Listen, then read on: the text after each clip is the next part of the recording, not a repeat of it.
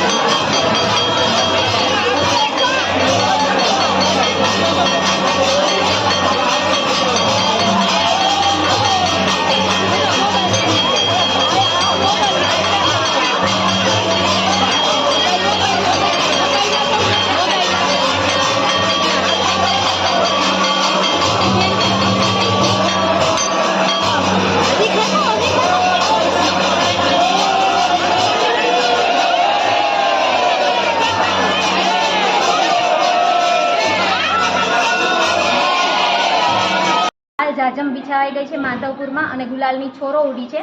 આપણી સાથે કીર્તનિયા છે, અમુક વયા ગયા છે જે છે એની પાસે આપણે બેબિલિટી જાણીએ કે શું એનો ભાવ છે અને શું આજનો આનંદ અને આ 5 દિવસ જે ઠાકોરજીના વિવાહ ઉત્સવ હતો એના વિશે બેબિલિટી બધા જ તમે કહો એવી મારી ઈચ્છા છે.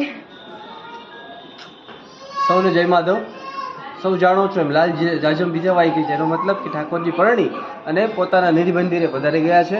આપ સૌને માધવપુરના આ મેળાની ખાસિયત તો ખબર જ હશે. અને ઘણા બધા છે કે જે માધવપુર મેળામાં તો આવે છે, પણ જેની પાછળ આ મેળો થાય છે એનું મહત્વ પણ ઘણું છે. તો એ બાબતે પણ જાણજો અને જે વિવાહ ઉત્સવ છે એ વિવાહ શું છે એ વિશેની વધારે જાણકારી મેળવજો.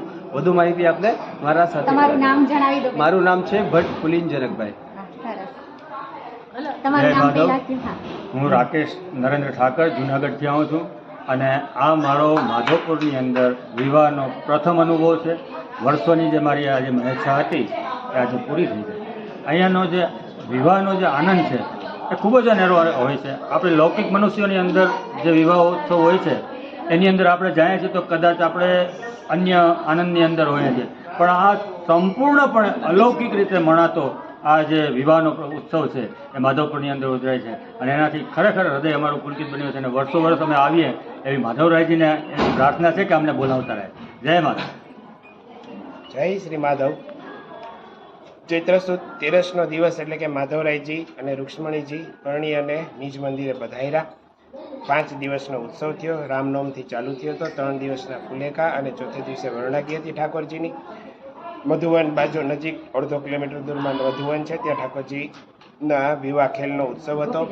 આજ 13ના દિવસે સવારથી ઠાકોરજીને ત્યાંથી પધરાવવા માટે થઈને વાજતે ગાજતે અને કીર્તન મંડળ સમસ્ત ઠાકોરજીના કીર્તન ગાતા નિજ મંદિરમાં ઠાકોરજીને પધરાવ્યા અને ઠાકોરજીની નિજ મંદિરમાં આરતી, તેનું પોખણું, એ બધો કાર્યક્રમ થયો અને આ 13નો દિવસ છે તે ધામધૂમથી પૂર્ણ કર્યો અને માધવરાયજીના રૂક્ષ્મણી ભગવાન સાથેના જે વિવાહ હતા તે પૂર્ણ થયા.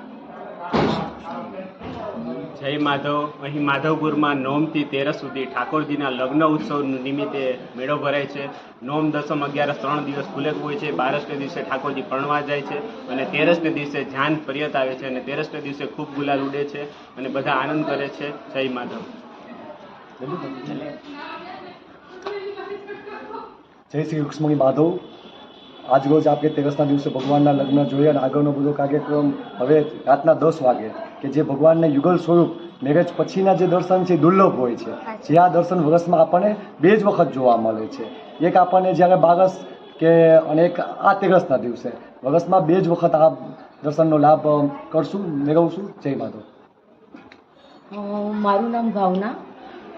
હું માધવપુરની જ દીકરી છું અને મને ગર્વની વાત તો એ થાય છે કે આજે હું અહીંયા ઊભી છું અને ટીનાની વાતો, ટીના એ મારી સ્ટુડન્ટ છે.